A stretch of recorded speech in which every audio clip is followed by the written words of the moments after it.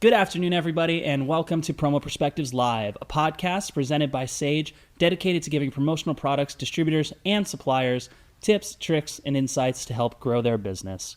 If you're live with us on Zoom right now, welcome. So glad to have you here. This episode will be posted next week everywhere you listen to podcasts. Please go subscribe.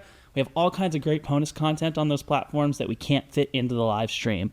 If you're listening to the podcast version now, make sure to head to sageworld.com to register for the next live show. We have some really exciting stuff coming up.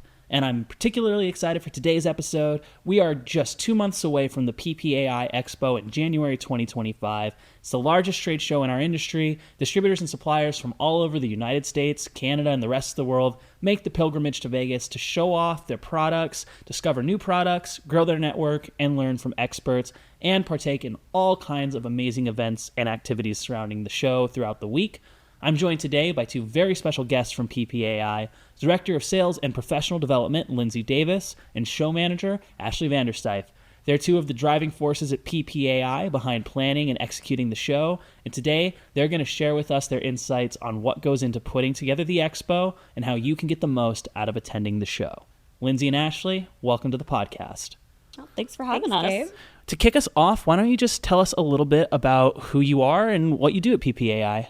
Yeah, I'll go first. So I'm Lindsey Davis, like you said. I am our Director of Sales and Professional Development. So I oversee our supplier sales team. So we sell booths, advertising. Expo is a big part of our focus, certainly at the moment. And then I also oversee our professional development. So that's conferences, education. And right now we're focused on Expo as well and the great education we put on there. Yep, and I am the show manager. So I oversee the event operations for the Expo as well as our conferences throughout the year. Well, so like I said, Expo is less than 2 months away at this point. And for a lot of us, you know, the suppliers and distributors, we're really only thinking about Expo for maybe a couple of months out of the year, from the time we register to attend and book our hotel rooms until we fly home from Vegas. But for you guys, I know it's on your mind a lot longer. Mm-hmm. So how far ahead is PPAI planning the Expo? Yep. So our main focus right now is 2025, but our planning extends even further than that. We are currently reviewing contracts and laying the groundwork for Expo 2028 through 2030, which seems far away, but it is right around the corner. It'll be here before you know it, especially.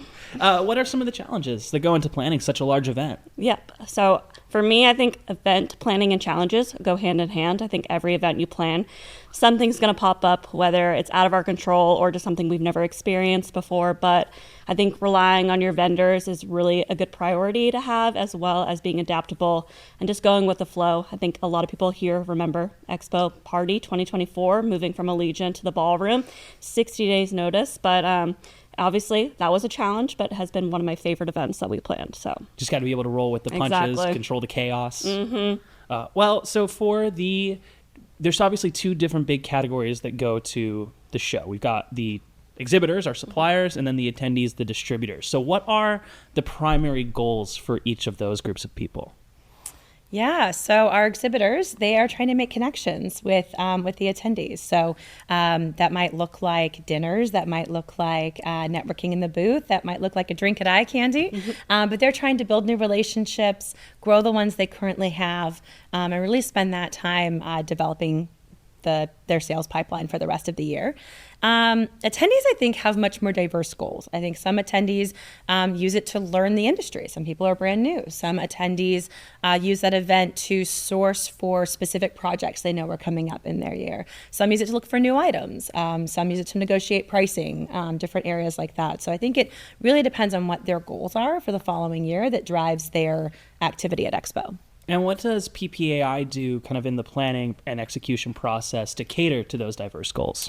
Yeah, so I mean, we really think a lot about those meaningful collisions that happen when people are in person and how we can help that happen even more. So that's everything from assigning booths and getting organized from a just logistical perspective to planning events and networking opportunities, big and small, that bring people together while they're on site. Well, and distributors might hear all that you have to do and think, wow, it's not, what I have to do isn't that crazy. It's just booking a plane ticket and getting there. But there's a lot more that goes into being out of town and being in Las Vegas for a week. So, do you have any advice maybe for anybody that hasn't booked their travel yet? Ooh, yeah, you want to take that one? Yeah, I would say, what are you waiting for? Register and book your housing today. I just booked my flight last 2 weeks ago, so I would say get ahead of it. Pricing increases for our ticketed events are increasing in 2 weeks, so December 6th they'll go up, so take advantage of the slightly discounted rates right now. It's a good reminder. I have not booked my flight yet. Well, and see, that just to make everybody feel more comfortable. There is still time. Just because Yes. you guys are planning for 2026 and far ahead doesn't mean that they're too far gone if they haven't bought their tickets yet. Right. There's still Yeah. plenty of time. So how about in Las Vegas itself? It can be a bit of a monster getting around. Do you guys have any tips for getting around in Vegas? Yeah, so if you're staying at Luxor Excalibur, PPAI organizes a shuttle that'll take you to and from the convention center. So check out the travel and accommodations page on our website to get those hours. I would say that Mandalay Bay has a tram that you could take from Luxor and Excalibur as well. And then if you're getting off the strip or outside of Mandalay Bay, use a taxi. It's my favorite mode of transportation. Those are things I wish I had known on my first trip to Vegas, because I was staying in the Luxor and then walking. I mean, it's a mile each way, right, to go from the Luxor to the Mandalay Bay floor. And it feels like even more when you're not seeing the daylight. How about, before we get into some of the more show-specific stuff, any other tips about, like, what are some must-haves when you're packing for this trip?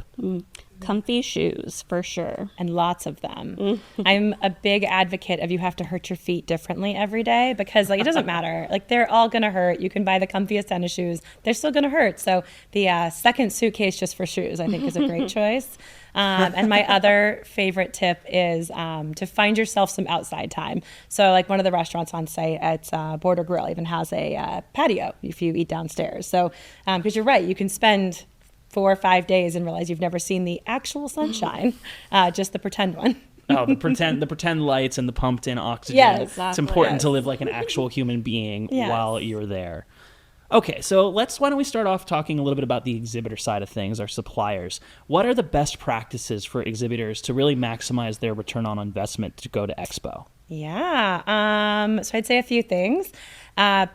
Be really intentional about the products you bring. I think you only get so much attention from people in your booth. They're not going to stay and have a half-hour conversation. You've got a few seconds to get their attention and then maybe a few minutes. So trying to bring your entire catalog and not have a focus is going to make you less successful than you could be. So bring what's new, bring what is a bestseller for those people who maybe everything is new because they haven't worked with you before. Have a plan of attack, know what your main point is going to be no matter what. So what is the thing I have to get out of my mouth when someone's in my booth? And then where do I go from there? Be prepared with good questions that help you learn more about what that customer cares about, what accounts they have, what they're working on right now. And then be prepared for follow-up. I think everyone knows you have to follow up after a show, but you'd be surprised how many people then don't take that action or don't take it well because they either didn't take good notes or they thought they would remember something that they ended up forgetting, or they got back and had an email box full of a week's worth of emails and then didn't take the time intentionally to follow up. So whether that's leveraging Sage ShowLink on site, the amazing lead scanning system, it has a great field for notes. You can even add flames 1 through 5 of how hot the lead is. It's very cool. And then you'll be prepared when you get back to follow up right away. So. It can be really difficult, I know, because like you said, the follow-up's the most important. What is the point of going through all that if you don't actually get something out of it at the end? Exactly. With everything that's going on, it can just be hard to keep track of all that stuff. You're exhausted, you're missing out on work, but it is the reason you're there. Right? Absolutely. And then I would just say go to everything. I mean, the amount of business you do on the show floor is amazing, but the amount of business you do because you went to the opening party, because you went to an education session, because you spent that time is, I think, even more incredible. The conversations that happen off the show floor are just as important as the ones that happen on the show floor. So be present and go to everything. And I'm sure there's already some crossover here with some of the things you mentioned, but how about the attendee side of things? What can they do to maximize their experience? Yeah, that's a great question too. So, I'm going to plug one more time, Sage here, but I mean it. Leverage the Sage mobile app. Go with a plan. You can actually create walk lists in the app. That's so cool. And so you make sure that you hit all the exhibitors that you want to hit while you're there, whether that's because you found a product in the new product pavilion that you have got to go see and touch, or because you need to have an important conversation with a supplier you already work with. So definitely go with a plan. One of my favorite tips is reminding distributors to let their clients know they're going to be at Expo and ask them what they should be looking for them. Like, this is an investment you make for them as much as you make for you. And if you know they have a 5K coming up or they have a rebrand coming up, you can be keeping that in mind as you're walking the show floor. And then you have that built-in follow-up for when you get back. And so I think really planning ahead and making sure that your customers know you're going to be there are my two favorite tips.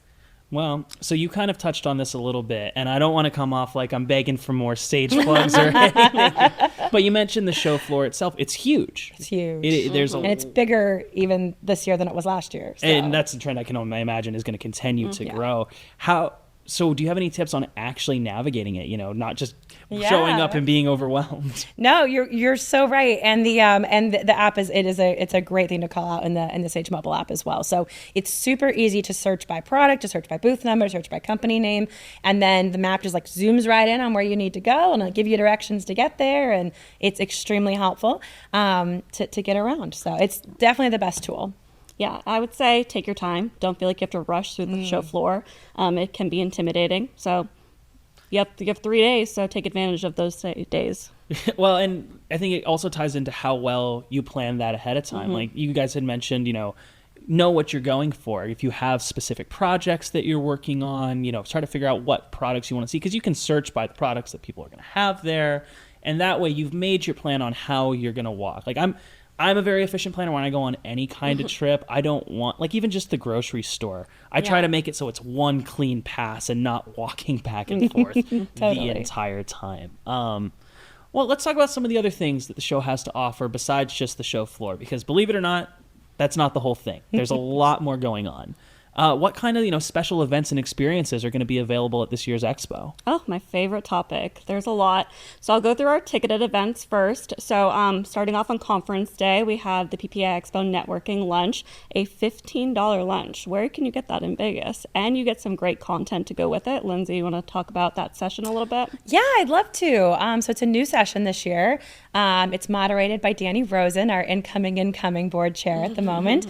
And it will be with panelists, distributor panelists from our PPAI 100 list, sharing some of their best sales tips. And so I think it's a great way to kick off the year with some sales executives that have had some huge wins in the last few years, and hopefully learn a little bit of what makes the magic there for them.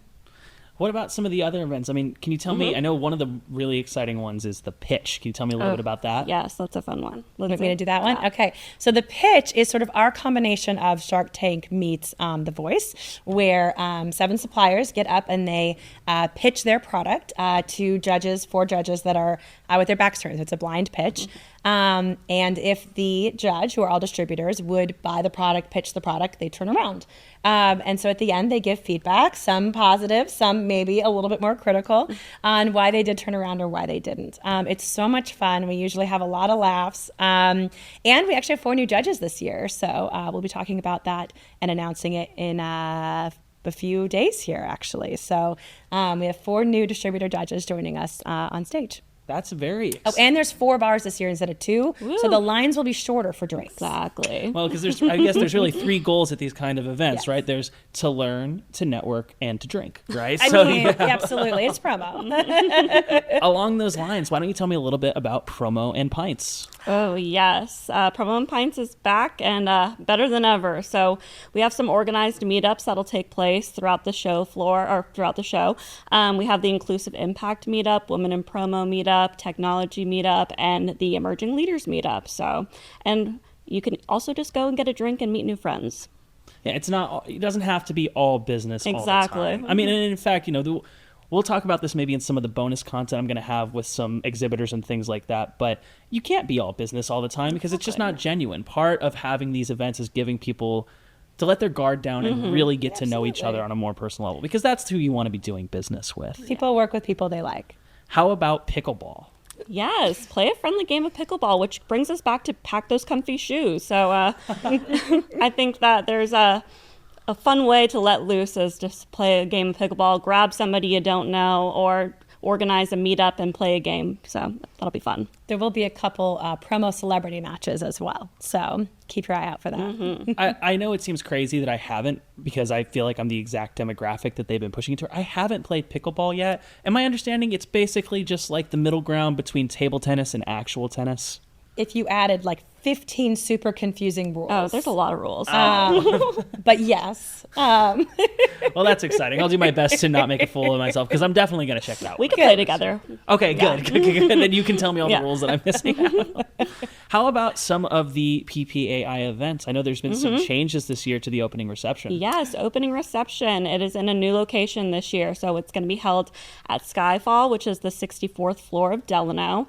So it's a great way to continue the networking after conference day and enjoy some cool views. And then how about it used to be called the party too, but as of last year, it's not. The PPAI Expo party. The Expo party. Yeah. Tell me a bit about that. Also in a new location, Swingers Las Vegas. It is brand new. They just opened their doors November 8th. It is a fun mini golf venue that's kind of old English themed decor. On campus, I'm in the Bay, so an easy walk. So I'm really excited about that. And then throughout the show, besides some of these specific things, there's going to be a lot of other like meetups and lounges and things like that, right? Yep. So keep an eye out for Sage push notifications. We'll have some pop-up treats throughout the show, as well as the Recharge Lounge is back and bigger. So grab a massage or just kind of catch up on some work. And then we have a coffee lounge that'll be on the show floor as well. So grab yourself a cup of coffee also, yeah. And then some other just lounges where you could sit. I feel like we really wanted to focus on being comfortable this year. And like we mentioned, it's a giant show floor. Sometimes we just need to rest, catch up on some work, and then get back out there. So it's a lot of time at your feet on this show. And I feel like we've driven that home a lot, but it's almost impossible to overstate it. Like, Agreed. I had even heard somebody telling me about not just having different shoes because they wear out different parts of your feet, but like be aware of what it is you're going to be doing. If you're going to be standing versus walking, which is going to be a difference between exhibitors and attendees, you're going to want different kinds of shoes for those kinds of things. All right. What about, let's talk, when it comes to these events, how can you plan to actually make all of these things? Should they just show up and look for them, or is there resources they can use to find them ahead of time? Yeah. Yep. So tickets can be purchased through registration. If you've already registered, you can go back in and modify your registration.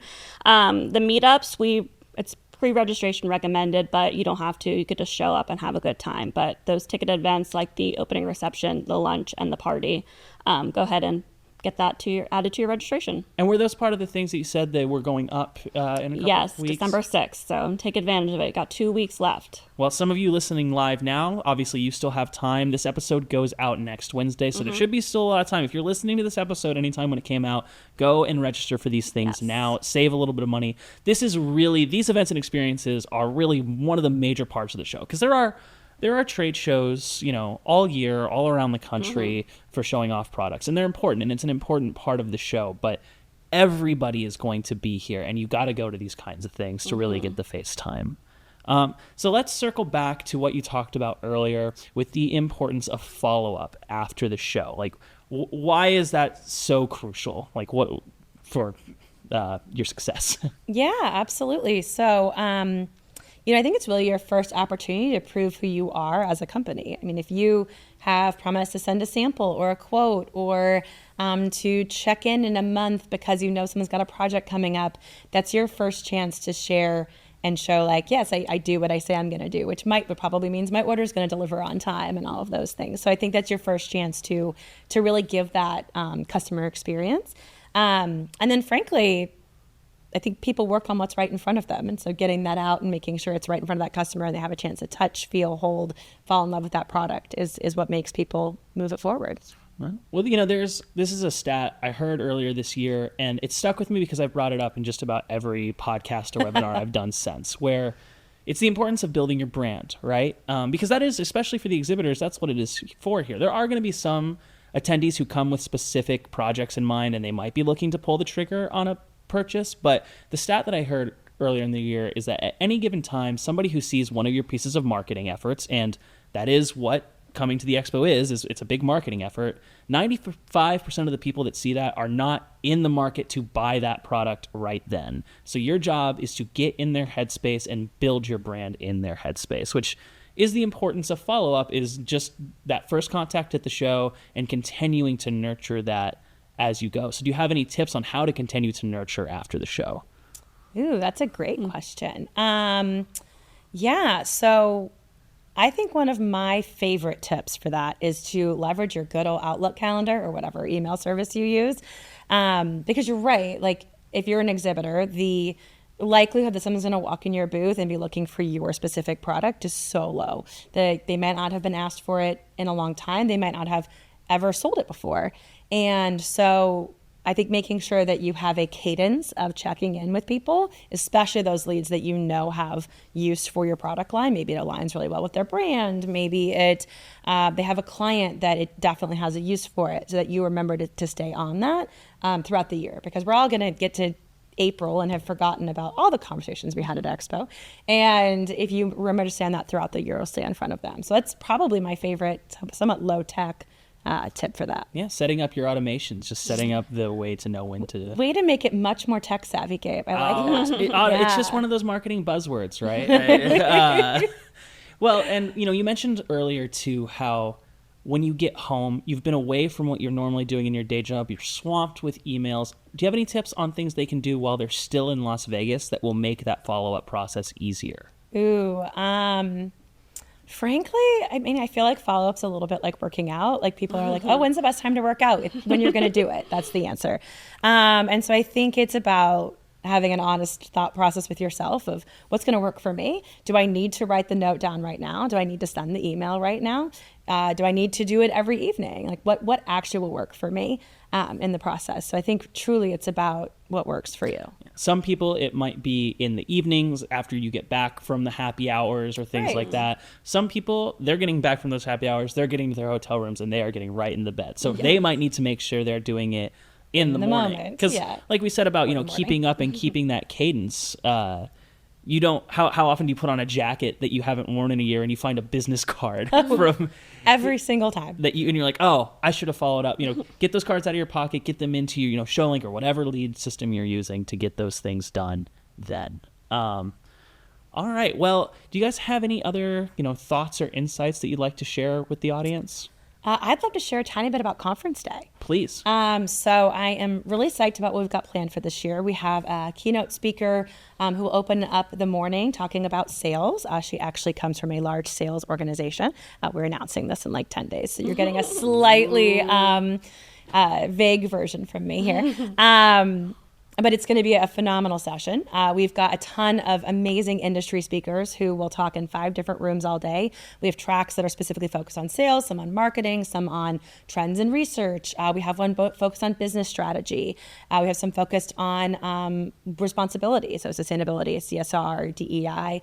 So we have some truly great content from industry leaders as well. And then we do have a keynote Tuesday morning that'll be much more marketing focused. So really those 2 big areas of our industry, sales and marketing, with a focus there. Both of them have experience in the promo industry during their career, either from like an agency perspective or sales and leveraging it during their sales process perspective, which we found really fun as we did prep calls with them. So I think the attendees will really enjoy that tie-in as they move through. Well, that's exciting. So that's getting announced in the next couple of weeks here? Yes. So next week's all about the pitch, and the week after is all about our keynotes. So keep an eye out on PPAI's social media, PPAI HQ, and you'll be seeing those there. So social media, is that going to be the best place for people to keep up with any other announcements or updates leading up to the show? Absolutely. So if you're on our email list, you get those too. But frankly, our social media, either Instagram or Facebook, have a lot of great updates coming soon, and definitely the place to watch. And if people have any questions, what is the best place for them to reach out and ask those? Yeah, it's and shoot us an email at expositions@ppai.org. If they have any registration questions, registration@ppai.org, or they can visit our website and click the Contact Us button. All right. Well, I want to thank you guys, Lindsey and Ashley, for joining us today. It is an amazing thing that you guys do putting this together. I can't imagine all the logistics that have to go behind it. I know I couldn't have kept up with something like that, but Everybody who goes to the show loves it. You guys do such an excellent job, and we're so appreciative of you. And I am personally very gracious that you came on the podcast. So thank you guys so much. Thank you. Thanks for having us. Absolutely. Well, guys, like I said, we have a lot of great bonus content coming out soon. So make sure you go and subscribe to this podcast if you're listening to the live version now. Specifically with this Expo related topic, we're going to have Amanda Carpenter from Sage is going to join us on a bonus episode, and we're going to be diving into Sage Mobile, and we're going to talk more particularly about some of the things that Lindsey and Ashley talked about how you can use that app to plan your time at the show, how you walk the show floor, how you find the education and networking events, and how you can work your follow-up and marketing efforts all from within that Sage environment. I'm also going to be sitting down with Mike Empey, Director of Marketing from Sortis, and he's going to be giving us some of the supplier side of Expo, which is really great both for suppliers, you get some tips and tricks from another supplier, and attendees, distributors. That's going to be a great episode for you to kind of get a peek into the perspective of the supplier side on Promo Perspectives. So make sure you subscribe, check those out. Go make sure you're registered for the PPAI Expo and any of the other events that are coming up. Now is the best time to do it to get the best prices. We'll see you guys in Las Vegas. Thank you so much for joining us today. And thank you again, Lindsey and Ashley. Thank you. Thanks. All right, everybody, have a good day.